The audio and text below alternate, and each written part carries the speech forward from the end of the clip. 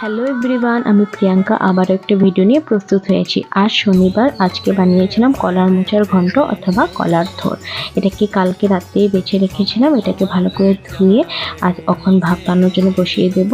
এইটাকে অল্প একটু নুন আর হলুদ গুঁড়ো দিয়ে সুন্দর করে ভাপিয়ে নিতে হবে। এদিকে আমি বানাবো বড়া। বড়ার জন্য মসুরি ডাল নিয়ে নিয়েছি। এটাকে পেস্ট করে নিতে হবে। অল্প একটু মরিচ আর নুন দিয়ে এটাকে সুন্দর করে পেস্ট করে নেব। এখন আমি একটা বাটিতে নিয়ে এটাতে অল্প হলুদ গুঁড়ো, অল্প লঙ্কার গুঁড়ো আর কালো জিরে দিয়ে এটাকে ভালো করে ফেটিয়ে নেব। দেন বড়া ভাজার জন্য তেল গরম বসিয়ে দিয়েছি। বড়াগুলোকে সুন্দর করে ভেজে নিতে হবে।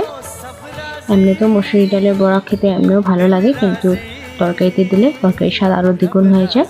এটাতে আলুগুলো দিয়ে আলুগুলোকেও সুন্দর করে ভেজে নেব লাল লাল করে। ভাজা হয়ে যাওয়ার পর সেই তেলে আমি দিয়ে দেব তেজপাতা, দেন এটাতে গোটা গরম মশলা, 5 ফোড়ন আর আদা বাটা দিয়ে এটাতে আমি কলার থোড়টা অ্যাড করে দেব। কে কে কলার থোড় খেতে ভালোবাসেন আমাকে অবশ্যই জানাবেন।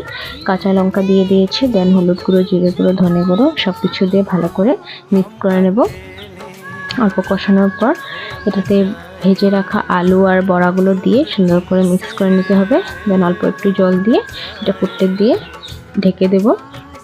এদিকে আমি কলার মোচার ভিতরে যে অংশটা থাকে সেটাকে বড়া বানাবো। যে ডাল বাটাটা করেছিলাম সেটা মিক্স করে নেব। এটাতে সুন্দর করে মিক্স হয়ে যাওয়ার পর এটাকে অল্প সময় রেখে দেব। এদিকে আমার ঘন্ট রেডি। নামানোর আগে অল্প একটু গরম মশলা গুঁড়ো আর অল্প ঘি ছড়িয়ে দেব। ঘন্ট রেডি হয়ে গেছে।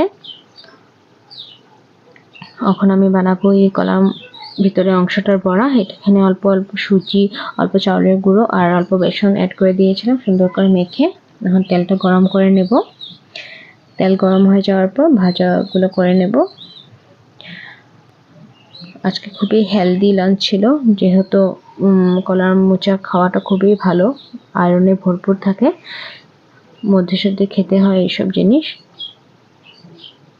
আমার ভাজা রেডি হয়ে গেছে।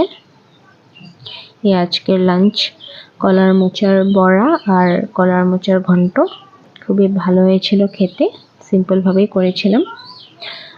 চ্যানেলটা যদি ভালো লেগে থাকে তবে অবশ্যই লাইক অ্যান্ড সাবস্ক্রাইব করবেন। Thank you.